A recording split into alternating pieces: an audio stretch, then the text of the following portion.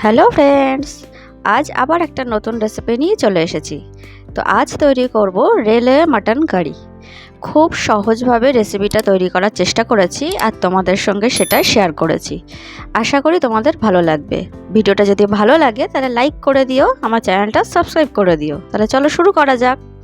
তো এখানে দেখো আমি প্রথমেই 750 গ্রাম মাটন নিয়ে নিয়েছি। পিসটা তোমাদেরকে দেখিয়ে দিলাম কেরম পিস করা রয়েছে। মাটনটাকে ভালো করে ধুয়ে নিয়েছি, নিয়ে আমি এটাকে এখন ম্যারিনেট করব। ম্যারিনেটের জন্য 1 টিস্পুন রসুন আর আদার পেস্ট নিয়ে নিয়েছি, 1 টিস্পুন কাশ্মীরি লঙ্কার গুঁড়ো, 1 টিস্পুন হলুদ গুঁড়ো দিয়ে দিয়েছি, আর দিয়ে দিয়েছি 1 টিস্পুন সর্ষের তেল। আর তারপরে দিলাম 2 টিস্পুন টক দই। টক দইটাকে আমি খুব ভালো করে ফেটিয়ে রেখে দিয়েছিলাম। তো সব কিছু দিয়ে খুব ভালো করে মাখিয়ে ম্যারিনেট করে রেখে দিয়েছি। তো ম্যারিনেট অবস্থায় আমি 2 ঘন্টা রেখে দেবো। তো এখানে একটা মশলা তৈরি করব। রেলওয়ে মাটন কারির যে মশলাটা লাগে সেই মশলাটা তৈরি করে নিচ্ছি। তার জন্য একটা ফ্রাইং প্যানে 2টো শুকনো লঙ্কা, 1 চামচ গোটা ধনে, 1 চামচ গোটা জিরে, 1 চামচ মৌরি আর 10-12টা মতন গোলমরিচ, গোটা গোলমরিচ ওই 1 চামচ মতনই নিয়েছি আর কি। সবটা খুব ভালো করে ড্রাই রোস্ট করে নিয়েছি। ওটা ঠান্ডা হলে আমি গুঁড়ো করে নিয়েছি মিক্সিতে।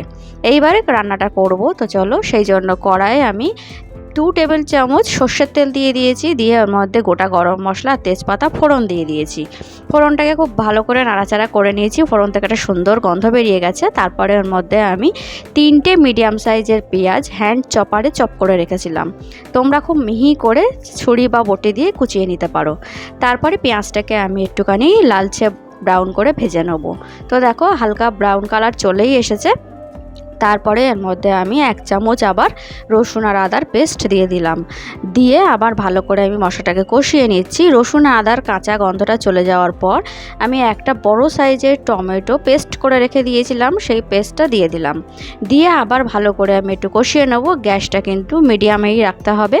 দিয়ে টমেটোর যে কাঁচা গন্ধটা থাকে সেই কাঁচা গন্ধটা চলে যাওয়া পর্যন্ত মশলাটাকে খুব ভালো করে কষিয়ে নিতে হবে। তো কষাতে কষাতে খুব সুন্দর একটা কালার চলে এসেছে। এইবার এর মধ্যে আমি গুঁড়ো মশলাগুলো দিয়ে দিচ্ছি। গুঁড়ো মশলার মধ্যে 1 টিস্পুন হলুদের গুঁড়ো আর 1 টিস্পুন কাশ্মীরি লঙ্কার গুঁড়ো দিয়েছি। এখানে আমি খুব বেশি স্পাইসি করব না বলে এখানে আমি শুধু মাত্র কাশ্মীরি লঙ্কার গুঁড়ো দিয়েছি। তোমরা যদি একটু স্পাইসি পছন্দ করো তাহলে এখানে নর্মাল শুকনো লঙ্কার গুঁড়ো 1/2 টিস্পুন বা 1 টিস্পুন দিয়ে দেবে। দিয়ে আমি খুব ভালো করে মশলাটাকে কষিয়ে নিচ্ছি। সামান্য একটুখানি জল দিয়ে মশলাটাকে কষিয়ে নিচ্ছি কালারটা সুন্দর আসা পর্যন্ত। তো দেখো কালারটা খুব সুন্দর এসে গেছে মশলাটা কষাতে কষাতে। তারপরে এর মধ্যে আমি ম্যারিনেট করা মাটনটা দিয়ে দিয়েছি। দিয়ে এবারে ভালো করে আবার কষাতে হবে। পেঁয়াজ রসুন যেটা কষানো রয়েছে সেই কষানো মশলাটাকেই আবার মাটনের সাথে খুব ভালো করে কষিয়ে নিতে হবে। গ্যাসটা কিন্তু লো টু মিডিয়ামই রাখতে হবে, যেহেতু নিচে একদমই তেল নেই সেই জন্য। তো আমি মিনিট 2 মতন গ্যাসটা মিডিয়াম টু লো রেখে মশলাটাকে খুব ভালো করে মাটনের সাথে কষিয়ে নিয়েছি। নিয়ে তারপরে ওর মধ্যে আমি 2টো বড় সাইজের আলু কেটে রেখে দিয়েছিলাম, সেইটা দিয়ে দিলাম। দিয়ে এবার আলুটাকেও মাটনের সঙ্গেই খুব ভালো করে কষাতে হবে। মাংসের সাথে আলুটাকে কষালে আলুর মধ্যে মাংসের যে টেস্ট বা মশলার যে টেস্ট সেটা পুরোটাই ঢুকে যাবে, খেতে খুব ভালো লাগবে।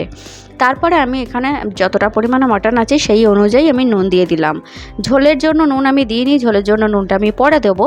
তো আমি নুনটা দিয়েও ভালো করে বেশ কিছুক্ষণ কষিয়ে নিয়েছি। নিয়ে তারপরে এর মধ্যে আমি যে গুঁড়ো মশলা যেটা তৈরি করে রেখে দিয়েছিলাম রেলওয়ে মাটন কারির যে স্পেশাল মশলা, সেই মশলাটাই দিয়ে দিলাম 2 চামচ। এখানে আমি মশলাটা দেওয়ার পরে মাংসটাকে খুব ভালো করে মশলার সাথে কষিয়ে নিতে হবে। যতক্ষণ না কষাতে কষাতে সুন্দর একটা কালার চলে আসছে আর মশলার একটা সুন্দর গন্ধ বেরোচ্ছে, ততক্ষণ পর্যন্ত মাংসটাকে মশলার সাথে একটু কষিয়ে নিতে হবে। তো কষাতে কষাতে দেখতেই পাবে কালারটা চেঞ্জ হয়ে আসছে আর ভীষণ সুন্দর একটা স্মেল বেরোচ্ছে মশলা থেকে। তখনই বুঝতে হবে যে কষানোটা কমপ্লিট হয়ে গেছে। তো মিনিট 7 মতন মশলাটাকে আমি মাংসের সাথে কষিয়ে নিয়েছি।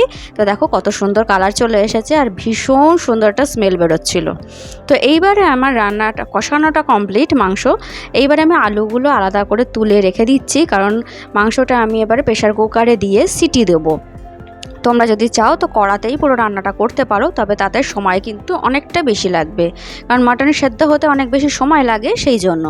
তো আমি প্রেশার কুকারে মাংসগুলো দিয়ে দিয়েছি, দেখতেই পাচ্ছ। দিয়ে তারপরে এর মধ্যে আমি গ্রেভির জন্য বা ঝোলের জন্য পরিমাণ মতন উষ্ণ গরম জল দিয়ে দিয়েছি। দিয়ে আমি খুব ভালো করে জলের সাথে মাংসটাকে মিশিয়ে নাড়াচাড়া করে দিলাম।